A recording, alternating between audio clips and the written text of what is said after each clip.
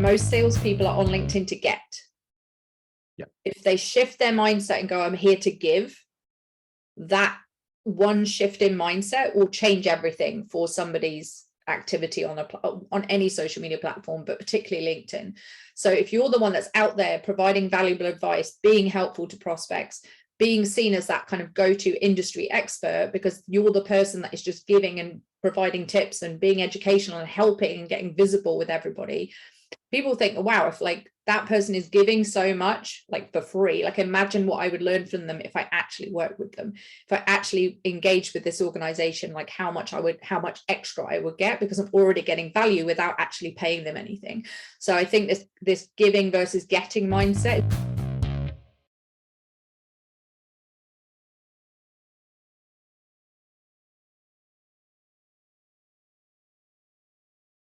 You're listening to the Sales Today podcast, and I'm your host, Fred Copestake. On this podcast, we explore how sales professionals can develop a modern approach to winning business, the application of virtual selling techniques, how to create meaningful business relationships, and much more. Why not take our free collaborative selling scorecard to see how your sales approach suits today's environment? You'll find a link in the show notes. And welcome to this episode of the Sales Today podcast, where I'm delighted to be joined by Sam Rathling, who is going to be talking to us about social selling. Sam, welcome. Thanks for having me, Fred. Great to be here. No, well, I'm really excited that you're here because I think I might have told you before, but for me, you are the real deal when it comes to social selling. Oh, thanks. I don't know if I should read what I've written down here. Go on, try me. I've written, because you've been around a bit. I'm sorry. I ought to explain. Messaging. Are you going to sign me up for a messaging course? You have a lot of experience in training salespeople in how to go about social selling, and especially in a B2B corporate environment. Yes. That's what my shorthand note to self meant. But no, joking apart, you've been doing LinkedIn and social selling stuff since 2010, 12? Yeah, so I've been on the platform longer than that. I was a very early adopter of LinkedIn, having been in the recruitment industry in my very early days of using LinkedIn. But yeah, since 2005, I've been using it for business development for my own businesses. And then 2010, I was invited to share on a stage at a big conference how I had been able to grow my companies using LinkedIn and networking and building relationships. And that was the very first time I kind of ever stepped on the stage to talk to a room full of salespeople and business owners about how you actually can leverage the power of LinkedIn.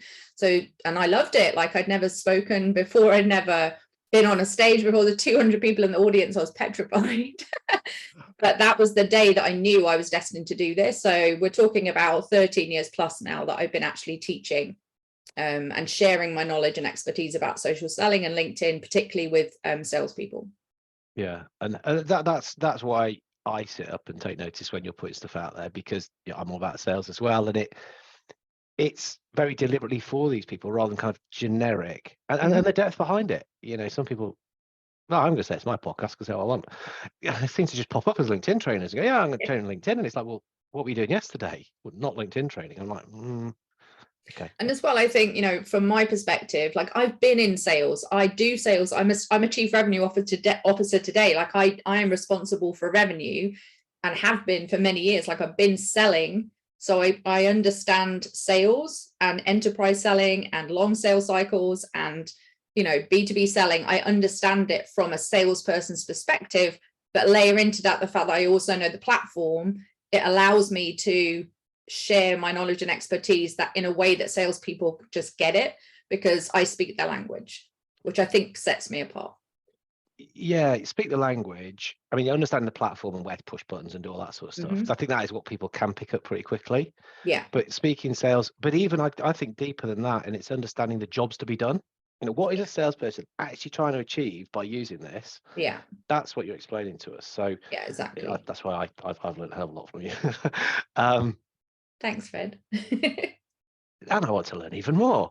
No, go ahead. Well, ask me anything. Well, let's So let's think. So people listening into this, who might not be as comfortable, as far on the journey, what are kind of the table stakes, what are the basics that someone needs to do to get their social selling journey up and running? Well, I think the first thing is getting the fundamentals right. So I take a look at most people's, particularly in sales, I take a look at their LinkedIn profile as a basic. And I'll go there and their professional headline reads sales business development. It has their job title sitting in their professional headline. And immediately, if they're going to then start prospecting and connecting with potential prospects, that's immediately like a repellent, like, hey, I'm a salesperson, I'm going to sell you something. So I think just the basics of taking a step back and looking at your profile, majority of salespeople's profiles read like an online CV. They don't read like a customer centric, conversion tool that should be used to build credibility and build brand awareness and share with the potential prospect or profile viewer how they can actually help them. So I feel like that's just a fundamental thing that most people in sales get wrong. They are going about the activity of trying to connect, trying to generate leads, but they haven't stepped back and thought, what do I actually look like to the people that I'm trying to connect with? Yeah, the about piece, the summary piece, Yeah. where it's just kind of, I've done this. I'm amazing at sales. I've been doing selling for 11 years. Like, I'm brilliant. I hit all my targets. And it's like, no prospect cares about that. They care about how you can help them. So I feel like that's a big piece of work that, if you, again, step back, if you're listening to this and you're in a sales role, step back and imagine yourself in the shoes of your ideal client. And imagine they're reading your profile right now. What are they thinking, feeling, doing? What action are they taking because they've read your profile? Chances are that you're probably repelling, or you're just not interesting to them at all because it doesn't demonstrate how you can help them. Yeah. Even so, just calling out their challenges. So these are Yeah. challenges I see. This is how we kind of do some stuff to help you. Exactly. Yeah. Funny, I was once giving someone some advice on this, and it was in a company training session. I said to someone, look, are you trying to get a new job or something? And the guy said, yeah. Yeah, your LinkedIn profile's ideal then. It threw me a bit. But that's what funny. It looks like, isn't it? If you're telling yourself, go for it. But you're trying to, work there. So I think the profile is definitely one thing. And then I also look at the content and the engagement activity that salespeople are involved in. And typically what will happen is marketing will be harping on about everybody having to repost and reshare like the stuff on the company page. And some of them will do it, some of them won't. But very few salespeople are really truly owning their personal brand. They aren't out there, sharing not just the business related things about their product and service, but also really kind of getting prospects to understand who they are as a person, what their values are, things like that. So because they just don't know what to post, or they're scared because they've got some stupid social media policy that makes them scared of even putting themselves out there, because they've been told that they shouldn't post this and shouldn't post that. But actually, if they stepped into own their own personal brand and get themselves into the newsfeed and get visible and build their own credibility and expertise, they would have a lot more inbound inquiries coming towards them. And then when they prospect and when they connect with new connections that they actually want to have a conversation with, there's something that those people can look at. Yeah. I mean, is there any point in reposting something? It doesn't. It just doesn't go anywhere. It helps the author of the original post. So repost will help from an algorithm perspective. A repost, if you're the owner of the post that's being reposted a lot, that's great. But ultimately, the person who is reposting it, there's going to be very little visibility on that post. LinkedIn wants you to be an original content creator. So if you're just reposting and resharing all the time other people's stuff, I'm not saying don't share the company page stuff. I'm just saying it would be better if you were doing that, plus, putting out 2 to 3 posts of your own every week, documenting your journey, sharing your lessons, talking about what you're up to and what the business is doing and how you're helping your clients. But too few salespeople really appreciate the value of doing that. But as an employee, imagine if an entire organization, imagine 100 salespeople in one company all started stepping into their own personal brand, and everybody started understanding social selling, and everybody's profiles were customer centric and aimed at, communicating the right message. Suddenly you've got this army of brand ambassadors out there, and a personal profile is 10 times the reach of a company page. So if marketing is saying, hey, everyone, like share the company page and share the posts over here, their posts over on the company page are going to do something. But ultimately, as a salesperson, do you really want somebody seeing a post on the company page and going to the website to go fill out a contact form, or do you want them messaging you in your inbox so you land that commission? And if you want inbound inquiries, if you want commission in your bank account, then don't be reposting stuff and sending people into the lead gen form or the website, because that lead is never going to come back to you. It's going to go into the nurturing sequence and someone else will pick it up. So what's the point in doing it from a selfish salesperson's perspective? It's not serving you to do that. It's interesting because I've had this discussion with salespeople about putting themselves out there, and they're like, no, it doesn't work. Yeah, anyway, I'm too busy. What are you busy doing? Driving around, going and visiting customers to get face to face with them. Why? To build a connection with them. Right, okay. What about building that connection with all of your customers at once by doing interesting stuff? And sometimes the penny just doesn't seem to drop. Yeah. Yes, we're not saying stop going and visiting all your customers forever, but do this as well. Incremental gain, bit of extra stuff and strength to your bow, isn't it? Absolutely. That even just that, I'm going out to visit customers, that's great content for the newsfeed. You don't have to say who you're visiting, but you can describe the situation, the scenario, the problems that client came to you for. Document yourself, in the car or outside a factory, wherever it is like that you're doing. If you demonstrate that you're absolutely rammed, you've got client meeting after client meeting, that you're really in demand, that your product and service is out there, like suddenly someone's going to go, oh, I've got that problem. I think I need to have a chat with Sarah, or I need to have a chat with Tom, because they keep coming up on my news feed talking about all these customers that they're out there helping solve the problem of X, and that's the problem I've got. And before you know it, they're messaging going, I've been following you on LinkedIn. I've seen that you're helping customer X with this challenge. We've got that problem. Can we have a conversation? But if you're just driving around all week, visiting customers and not actually sharing that you're doing that, you're not visible. And if you're not visible, you're not going to get business. So we've just written 3 posts here. Yeah, basically. You could repeat every week. We've got, this is what the company page is saying. Read it, reword it, write it in your own words. Yeah. You've been compliant. They can't argue with what you're doing now. Something a customer has asked you, something you've done, selfie outside a building, whatever. So, and then something a little bit personal. Yeah. Now, I think this is where people do get a bit frightened, isn't it? The personal stuff. It's not Facebook, Sam. Of course it's not. But ultimately, people buy people. If you're out there talking about, the fact you've got an autistic child, or the fact that you are running a marathon, or the fact that you like playing golf, whatever it is, like everyone out there behind every LinkedIn profile is a real human being, and you've got to make that human to human connection. And you're going to do that by talking about the stuff that you're passionate about, your hobbies, your interests, like stuff outside of work. You don't have to reveal everything about your personal life, but just by doing that, you might get somebody step forward that's in your network that maybe has been following you for a while, and suddenly you have a common ground. Maybe they post about your favorite football team. Now you've got something in common you can message them about. I saw your post about West Ham winning on Wednesday. Like, I'm a Hammer too. I didn't realize you supported West Ham. Do you know what I mean? So there's like all this kind of this build rapport thing that people are always looking for when they go and meet a customer, or they're trying to connect with somebody.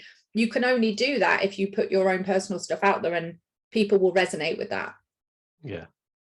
And if you've got a pet, of course, secret weapon. office dog, whatever, whatever, pets, hamsters, doesn't matter. If it's cute, put it on the newsfeed. It will get traction. Yeah, it does 2 things to you though. I found in that you get the dopamine hit that I got more likes, I got more traction. Yeah, and then it realizes that my cat is more interesting than me. However, on the flip side, and this is why personal posts are so important, you will find that personal posts will get higher interaction, higher likes, higher impressions. But the bit that people don't get is that all those additional impressions and likes and interactions, those people are now training the newsfeed that they want to see more from you. So the next time you post something that isn't a cat or a dog, or isn't personal, and you post something that is business related, or is about a customer you've been to see, all those people that have recently interacted with you are now going to see your next post, because they've told the algorithm that they want to see more from you. And that's where I think people miss interpret like the power of those personal posts. If you get a personal post that goes a bit viral or a bit, gets a lot of traction, all those people are going to see you next time around. So and I think that's a lot of people miss, and a lot of marketing departments don't get that either. Like, why would I want my salespeople posting about like what they did at the weekend or what they have for dinner? Like, obviously that's a bit extreme, but ultimately that's going to do that for them. Yeah. And that you are a more balanced person that has got a little bit that you're more actually a human being. Yeah. And not a robot that's just like, doing posting stuff because marketing told me to post it, or my boss said I had to post like one time a week. You can go into little hybrids, can't you? Like if you've got a product or something, like sellotape a dreamy behind it, and the cat will go and take a picture of your cat next to the product. Exactly.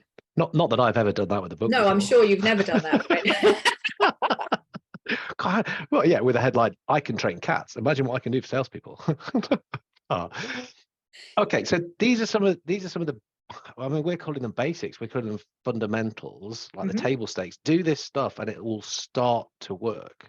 And we're both getting excited about this anyway, because it's exciting. It can make such a difference to people. I honestly believe that. It can, yeah. But it does take time. And I think salespeople love instant gratification. And then they try it for a bit and they go, well, that didn't work. I didn't get any leads. So they stop doing it. Social selling is a marathon, not a sprint. The inbound leads, building a personal brand, that all takes time. So the inbound leads that you can generate from building a personal brand and putting out content do take much longer to come along. You've got to have the right size network. You've got to be posting consistently for a long period of time before the inbound starts to happen. But the outbound, which is the proactive outreach, prospecting, that can have a fairly immediate impact. And I think this whole instant gratification, people try it for a few weeks and they go, yeah, I'll try spend some time on LinkedIn. And then you just don't know what they're doing. They're sending the wrong messages. They're pitching before they, even get a relationship started. They're they're inappropriately prospecting people. And ultimately, decision makers' inboxes right now, excuse me, decision makers' inboxes right now are so full of drivel and terrible pitches that they're getting ignored. So for me, there's a few things that salespeople can do to just cut through all that noise, and using, sorry, Fred, and using things like voice and video messaging to stand out in the inbox is massive at the moment. You'll get maybe 1 to 3% response rate on a decent message outreach, text written, but you start using voice and video, that starts to go up to 30-40% response rate. And salespeople who are not understanding this and not leveraging voice and video messaging in the inbox are missing a trick and are leaving money on the table. I'm a massive fan of video, for many reasons. The fact that it's people are starting to meet you before they've met you, and all this kind of stuff, and the brain can't tell the difference and everything. But again, when I got to give this advice, people just push it back and go, oh, my customers won't like it, or they won't click on it, or it won't work for me. There's just like an immediate no. Which is crazy. I mean, you've just given me the figures there. I didn't even know those numbers. Yeah, it's crazy. I mean, this is one of the things obviously that I do when I train salespeople, and quite often there's a lot of pushback. You'll always get pushback, but all it takes is for a couple of people to go try it and then start getting results. And they're like, I did voice messaging, like it's killer. Like I'm getting like I got a meeting with Lloyd's Bank. I got a meeting with this person that I've been trying to get on the phone for 3 months. I voice message them and suddenly they're talking to me, or I drop them a video message and now I've booked a meeting with them. Like this stuff works, and it doesn't take too many of those stories for other people to go, actually, maybe I should start doing that. And then they start doing it. But, if you ask, a lot of people are not comfortable in front of the camera. They don't want to get on video. They don't know what to say. They'll spend 4 hours recording a 30-second video, right? So just voice notes. You're using voice notes on WhatsApp with your mates, like you're using it all the time anyway. So practice voice notes. Like just start with voice notes. If you're not comfortable with video, I know you're comfortable with video, but we all had to start somewhere, right? Yeah. And I think sometimes people think, well, I've got to make the video. It's got to be perfect. It's got to be well presented. It's actually the opposite works better, doesn't it? Absolutely. The rawer and more authentic it is, the better. You don't have to be all.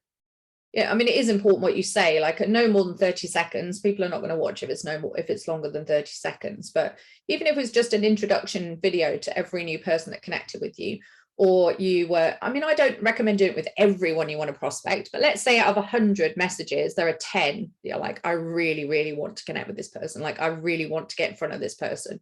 So pick 10 out of every 100 outbounds and do videos. If you're having a bad day where you're picking up the phone, cold calling, and not one person wants to talk to you, like, put the phone down, bang out 10 video prospecting messages, see what happens. Yeah. And that message, it can be the same, can't it? It's better if it's personalized.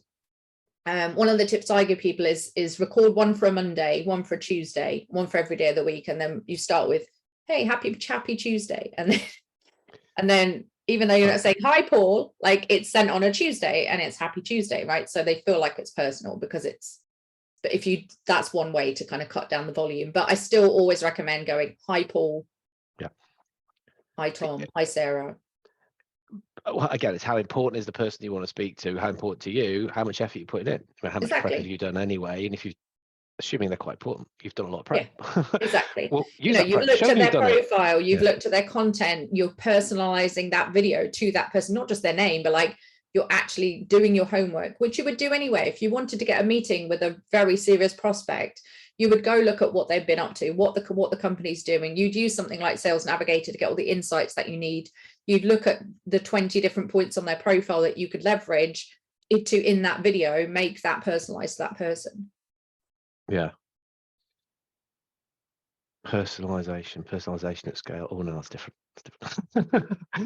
Relevance, I think, is the word that we also need to be thinking about here. Okay. For sure. Sales Navigator. Oh, look at your face. Look at your face as soon as I love Sales Navigator. Guys, if you thought someone was getting excited before, wait till she's now going to tell us about sales now. But, and rightly so, because I'm a bit of a Johnny come lately to it, I have to admit. Are you actually? Oh my goodness. You've pushed me into it and I'm like, what have I been doing all this time? I know. It's tell us about Sales Navigator. Yeah, why you get legit excited about it. Well, the thing is, I get excited about it because it's like the Ferrari. It's like the top Formula One version of any sales tool that anyone could be given. The challenge is that most companies, when they have salespeople, they buy licenses. I spoke to one yesterday. They've got 247 Sales Navigator licenses. That's a massive investment for a business with LinkedIn, and not one person is using it properly, and they've never had business from LinkedIn. So for me, like, that tool is just such an underutilized resource that is the biggest live database of information that you have available at your fingertips. It's like so up to the minute, up to date. You know, companies are paying a fortune to buy data for their salespeople. I'm like, the biggest database you have available is Sales Navigator. It is a phenomenal tool for all sorts of reasons. I mean, I know we've only got a short podcast, but you know, there are 7 features in there that if you know how to use all 7 of them as a salesperson, you will set yourself miles ahead of your competition and miles ahead of your teammates. Like, if you want to smash your quota and your commission, like, get good at Sales Nav, because it is an unbelievable resource for you. Like I say, yeah, you have hours of training around this. But if I'm, the way I've understood it, well, I got now starting to get excited about it, is that you can use it to refine your searches. So a better search, more effective search. So finding the right company, then the right person, which now goes into a list that sits there on the same thing that you can message them with, with a video. Now suddenly, the couple of things that we're saying, lots of salespeople don't do this stuff. There you go. There's a couple of things which immediately you've done by spending, what is it, 70 quid a month? Not even that, 60. I mean, most salespeople listening to this are actually, their company's probably paying for it for them themselves. You know, the company's probably not paying that if they've got lots of licenses. But, you know, even if your company isn't paying for it, I would recommend like either asking to get it or paying for it yourself, because it is a phenomenal tool. I think the fact that you can be so time efficient with it from a prospecting perspective. You know, I think the big thing is getting your searches set up in the right way, using all the filters that LinkedIn gives you. So for people searches, you get 40 filters now in terms of like, what can I look for? If LinkedIn is linked to your CRM and is linked to your website, you can even see things like, has this buyer, a potential buyer, visited my website or interacted with ads or interacted with my company page. So you can see like buyer intent. If you know that a prospect that's sitting in LinkedIn is in one of your saved lists and has like it will literally say this buyer intent is high, like they've already visited the website, they're already aware of your product and your brand. So knowing things like that is important. And then the other things I love are things like account mapping. So the minute that I've got a new prospect, I'm in Sales Navigator mapping that whole account. I got a new lead yesterday, had a great sales meeting yesterday with a corporate client, 1,500 employees, and I've had contact with 2 people in there. So I've mapped them, they're in my map, but now I'm mapping like everybody else that could be involved in the decision-making process in sales, marketing, and in the boardroom, because I want to see a helicopter view of all the different departments and all the people that could influence the decision about their investment with me. So I account map every single new prospect. I also account map my existing customers, because ultimately, if you can expand and upsell and increase how much money your existing accounts are spending with you, even better, whether that be geographically and you're expanding into other markets, or whether it be into other departments. So using the account mapping allows you to expand your existing accounts, which again, a lot of people don't realize. They think LinkedIn and Sales Navigator is all about customer acquisition, but it's not just about that. It's about keeping your existing accounts, expanding your existing accounts, and then of course, acquiring new ones. But that account mapping feature is phenomenal. And my favorite feature is smart links. Like I get very excited about smart links. Just before you tell me about smart links, because this is pretty cool. That's not very cool, actually. Decision-making units aren't getting any smaller, are they? No, not at all. There's typically 12 to, I mean, I don't know, you probably know the numbers better than me, but 12 to 15 people involved in the decision-making of, of spend. So you've got to know who those people are. You've got to know where they sit in the organization. Connect with them on LinkedIn. Like if they're considering 3 different companies and you're the one that's interacting with their posts, you're connecting with them on LinkedIn. You're building relationships wider than the people you've just had a conversation with. And you know what? Smart links, which we're going to come on to next, will tell you who those people are as well. Yeah, it is. That's what the research is saying, isn't it? It's gone up. It was 5.6 people 6 years ago. It's crazy. 0.6 of a person. Don't know what that is. 0.6 of a person. Up to 8, up to 12, probably up to 15. But there are others that will influence the decision. They might not be they're not going to be the ones that sign it off, but there'll be people there'll be your technical buyers, your user buyers, your economic buyers. They're going to be different layers of people that are influencing the decision. So even if they're not signing it off, they're still going to be influencing who they pick. And if you're building relationships with those people and even understanding who they all are through something like account mapping in Sales Nav, like that puts you ahead. Yeah. And Sales Nav, it'll show you when you do the work in that, when they're posting stuff, so you can comment on their posts and you exactly. can do all that. Yeah. And then smart links. Smart links, Fred. Honestly, I feel like we're in one of those epic films where we're building up to a grand crescendo, a big action scene at the end. Well, I mean, a lot of people, again, this company I spoke to yesterday, I'm going to just refer to that. So 242 licenses, the average number of smart links, 0.1 being used across the business. I'm like, that's crazy. Smart links, for those people are listening going, what on earth are you talking about, Sam and Fred? A smart link is a feature inside Sales Navigator where you can create a smart link, and inside that smart link you can have up to 15 different items. So it's like a link that takes you through to lots of different things. So you can have a personalized video in there, you can have a PDF, you can have a link to your your calendar to book an appointment, you can have some white papers, case studies, like lots of different things that are going to help somebody to understand about your product and service. But the cool thing is that when somebody clicks your smart link, you get told who they are, how long they spent in there, what they looked at to the second. I'm talking about if you put a proposal together and it's 30 pages long or 15 pages long or 5 pages long, it will tell you to the second how long they spent on each page. So let's say you've sent a sales proposal to a customer or to a potential customer, and in there you've got a proposal with 3 options. If I see that they've spent 27 seconds on option 2, 3 seconds on option 1, and 5 seconds on option 3, I'm pretty certain I know which one we're going to be talking about in our next conversation. But the even better thing is, if I've sent it to the person I know in the business who I've had the meeting with, and they forward it on to 5 other people who then go and look at the smart link, now I know who else is involved in the decision-making process. So I've now got access to the names of the people that are also influencing or signing off that proposal, because the smart link is telling me who's accessing it, how often. I can tell how hot the prospect is, because if they've been in there 15 times, if they haven't touched it, I also know where I'm at as well. So I use smart links for like putting information to customers or potential prospects, but also I use it on my profile. Like I have links on my smart links on my profile that are only available to me as a on my profile, so they can't have found it any other way. So I know that it came from, I know that it must have come from my LinkedIn profile, because that's the only place that smart link exists. And then using it in content, don't forget about that one. Everywhere, sprinkle liberally. Well, but right, you've got you can't tell who's looking at your content, right? You get job titles and seniority, and you get company names and stuff like that, but you don't get to know who is looking at your content. But if you put a smart link into your content, which is a LinkedIn link, so you're not being penalized for taking people away from LinkedIn. I mean, I remember doing one a couple of months ago, 97 people clicked the link. That's 97 leads from one post.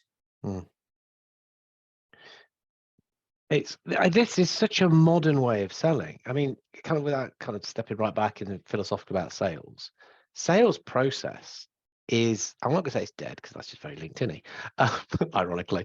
But you know, we try to do sales to people, and it's not really working because we're not aligned to buying process. No, and that's hard to do, because buying process is like a bloody plate of spaghetti anyway, isn't it? It is. You know, and so this phrase of meet people where they're at makes a lot of sense, but it's also very hard to do.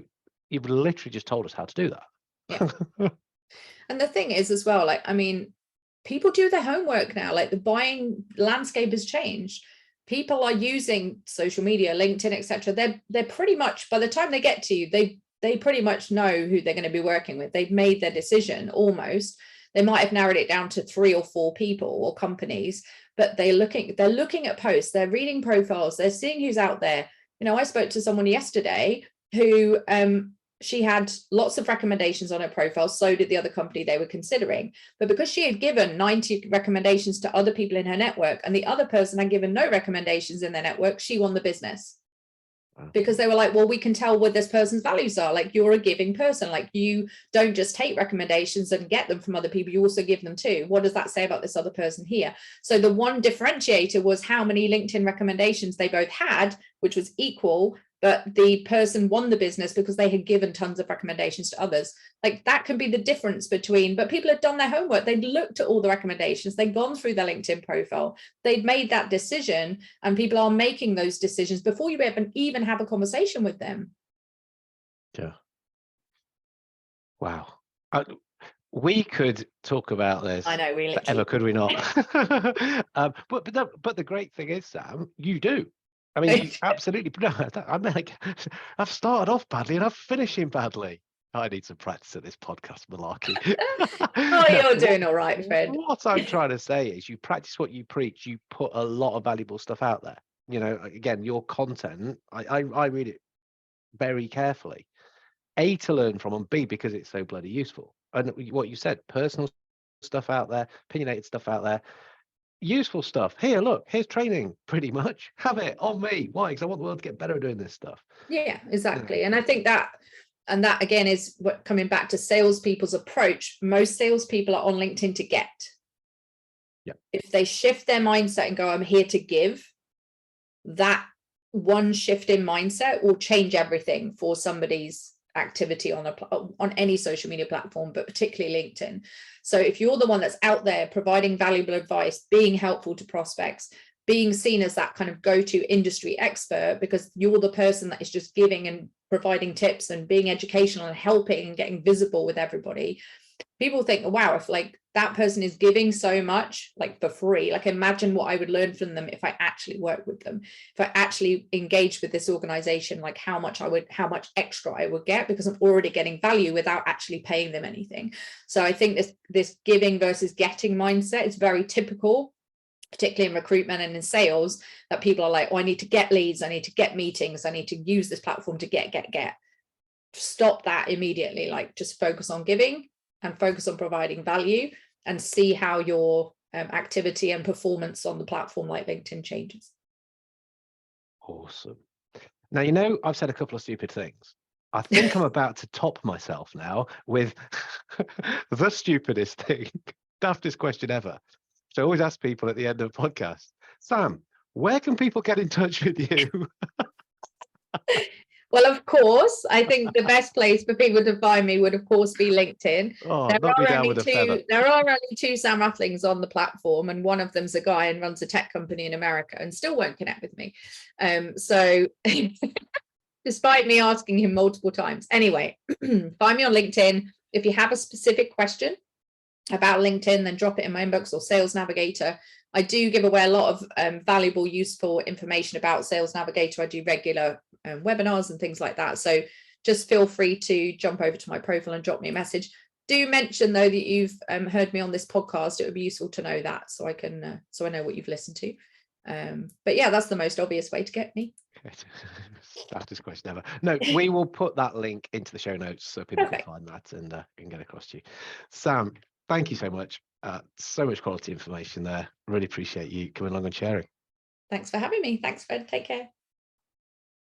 Thank you for listening to the Sales Today podcast with me, your host, Fred Copestake. I hope you've enjoyed what you heard today. If you did, please get in touch and hit subscribe. And remember, you can take the collaborative selling scorecard for free to check out how your sales approach works in today's environment. You'll find it in the show notes.